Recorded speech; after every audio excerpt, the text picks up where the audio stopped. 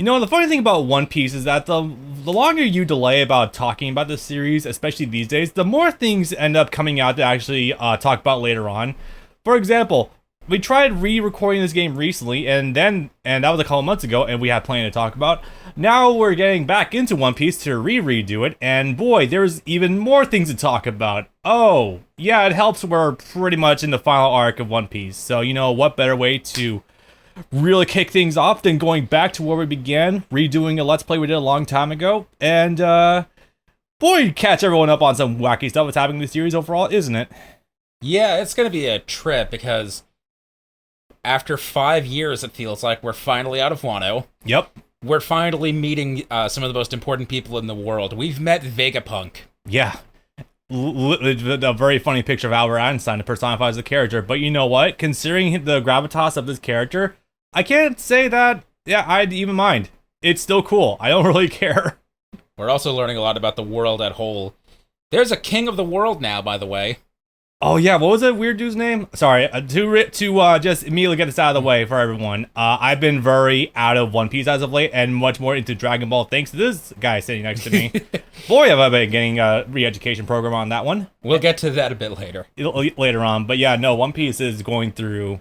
It's definitely the final arc, but I guess with that we were able to kick this thing off properly. So, what's up, boys? Bob and Brand back. Welcome to a new Let's Play of a redo that we kind of did recently. One Piece Pirate Warriors, a very fascinating series of games, actually. This series has much more weight behind it than you would initially be led to believe. Like, when I'm talking importance, I'm saying this pretty much created the Muso anime game tie-in. What is happening with the picture?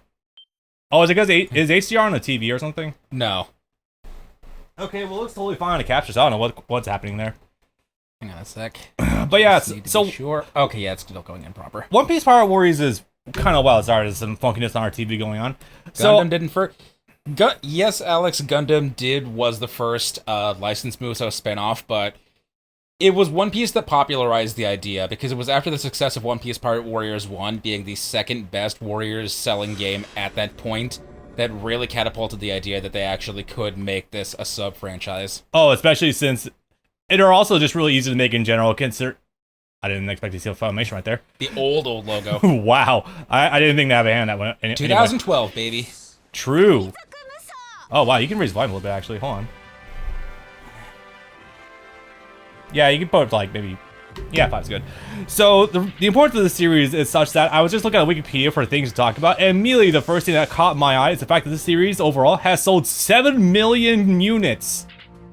Copies, I guess. Yep. But to put that into perspective, that is literally Dragon Ball territory in terms of like licensed releases for these games. Like, this is monumental. I think actually, if I'm not mistaken, wasn't Pirate Warriors 1 also technically the very first Dynasty Warriors game to exceed 1 million sales? It was the second. The very first was Dynasty Warriors 4 on the PS2, after they finally solidified the formula and actually got important characters playable, like Lu Bu. But to that point, yes, Pirate Warriors 1 was the second best-selling Warriors game of all time at 1.2 million. Yeah. Dynasty Warriors 4, I think, sold 1.4. But still, for the second best-selling game in maybe Koei's entire history at that point, no, this is not something to be taken lightly. This was the start of a genre. Not only just that, but also, I'm going to be completely real about this. This also set the framework for...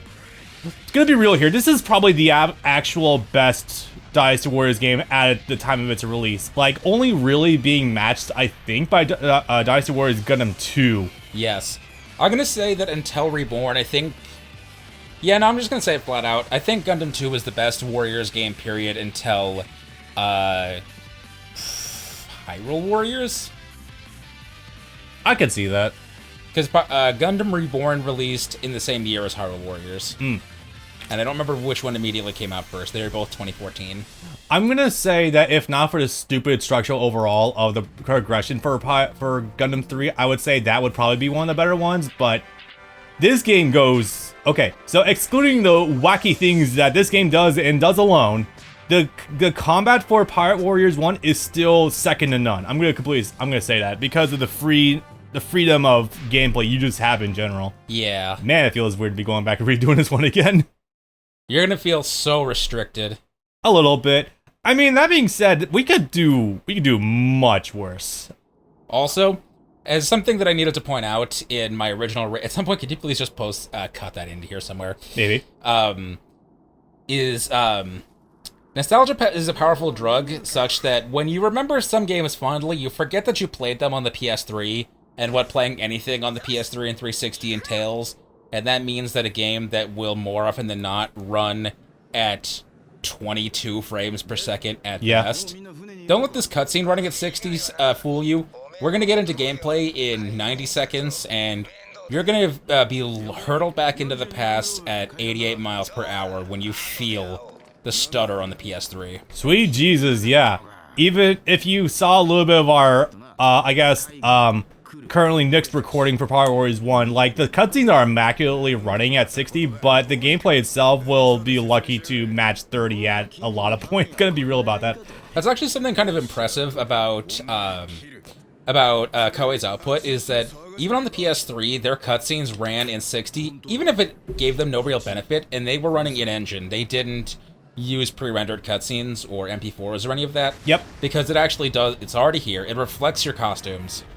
It does, and genuinely for back then, that's actually pretty impressive. Not a lot of games back then were just running pre-rendered cutscenes. So for your goofy-ass costumes to appear in cutscenes, I still think is one of the best things that this game does, actually. As strange as that might sound. It does have that personality reflection on it. God, we're gonna have to hit this early, aren't we? Unfortunately, One Piece is not Gundam, and so that way they don't have an excuse to have generics be literally 18 of the same one guy. You can get away with that with 140 Zakus or Gelgooks or whatever. And if I'm being honest, the NPC designs, the background guys on Pirate Warriors, are maybe the ugliest that Koei has ever designed. Yeah. You can... Here we are. It's been a while, huh? The Tarzan's still cute, but yeah. Yeah. This... Sorry, yeah. Sorry, not Tarzan, George of the Jungle. I'm getting my old IPs wrong. Yeah. It hits early and it hits hard. This, we talked about for many years being one of the coolest things they did in a Warriors game. And conceptually, yeah, it is. But no, this may have actually been a mistake. And so while, yes, I think 2 is a boring game, I think they probably did, in the long term, make a better call, making it more generic Muso than action game, or however you would qualify this Luffy-centric story with only stages that Luffy can progress through. My perception of the 7th generation of the consoles has been souring more and more over as the years go by. One of the chief reasons being the introduction of the monetization model of fucking microtransactions and pre-order bonuses and all that. But I think microtransactions specifically didn't really get big until the PS4 hit. That's so, yes, but it was present back then. Dead Space 3 had microtransactions. DLC purchases you could make more than once? Uh-huh. Oh boy. Yeah, seriously. EA was all over that back in the day, but no. Well, it's just when you're still going back to the time period of gaming and seeing that one of the earlier tropes was just like, since God of War was pretty much like the action game back then, everything in their mother had to be running quick time events, like for better and for worse. Excuse you, that translated with Shenmue. If you want to be completely accurate about it, I guess so. Just fact, Pirate Warriors is holding flashback. Yes, you are actually kind of right. Since we are starting off with Return to Sabality, the entirety of the game, since it does cover the breadth of the pre-time skip, technically it is told entirely in flashback, but we'll get to that in a little bit. You can also tell in a lot of areas that this game was the first of its kind, because it makes a lot of really stupid gameplay decisions that thankfully the series never repeats. Like, for example, in the next stage when you finally get a partner for the first time. And oh god, if you don't remember what that's like, be thankful, because it is one of the dumbest things they ever did. What, the partner system? The partner system in this game specifically. The style system in Pirate Warriors 2 / Kizuna system in 3 is great. The way it works here is kind of appalling. I remember it was extremely shallow from the gameplay I was rewatching, so it's also really funny that we're redoing this game too, because since we're in person again, I can actually play this game for the first time since we've done a Let's Play 10 years ago. I didn't even realize there was a mission behind there. Okay. It asked you to do different combos. I was doing different combos. I don't know what it was talking about. Yeah, I'm not sure. Well, it's whatever. At least it is giving you the kind of the rundown as to how Luffy plays, but yeah, funny stuff. Make note of Bell. It is one of Luffy's best attacks. It's probably worth talking. Okay, but yeah, I'm gonna start hitting the ground running on terms of general things about this game in general. Since this is like literally the very first Pirate Warriors game, there's a very limited selection of characters to actually go through in this game, such that if you remember my Let's Play of first of all, I'm sorry, of Berserk and the Band of the Hawk, it's got a little bit of that syndrome going on where pretty much all the development time was min-maxed into Guts, Luffy in this case, and a lot of the characters on the side are there, but don't really have too much in the way of like unique mechanics going on.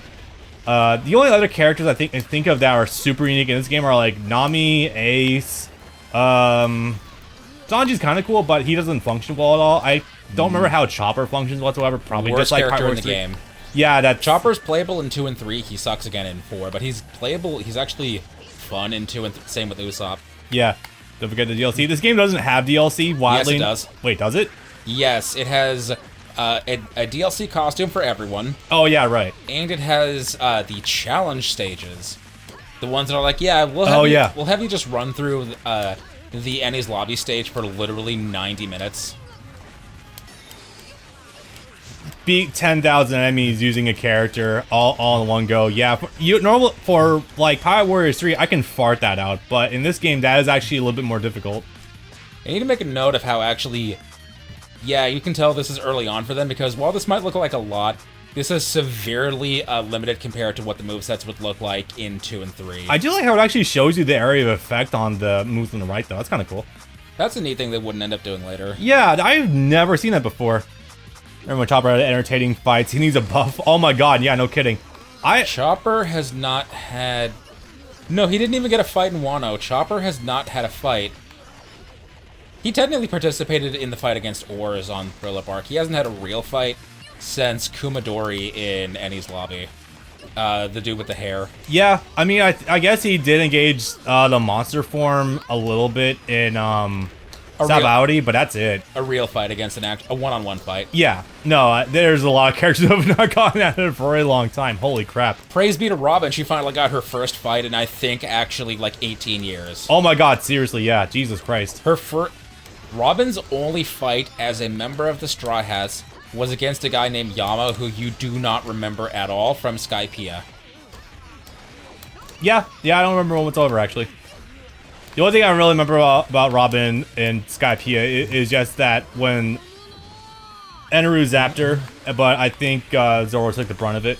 Chopper fought Queen. Did Chopper fight Queen? I mean, I guess that tracks. Queen set out the poison that would turn everyone into ice demons if not dealt with within a certain amount of time. I don't know if Battle of Science counts in the same way, like in G8 when Sanji did the cooking battle against the Navarone kitchen. Does that count as a fight for Sanji? Or does that just count as a gimmick? Yeah, I wouldn't have got on as a fight, personally. Although it was really... So I did spoil myself a little bit on that Robin fight, actually. And it was because I saw a thumbnail and something caught my interest. The fact that her weird demon summon form brought back her Demonio Floor. Yeah, brought back the bang cuts from pre-time skip. I'm like, hello. Okay, I'm game for this. Hell yeah. Chopper got an improvement from his Rumble Evolve from Caesar. I wouldn't trust anything Caesar gives you.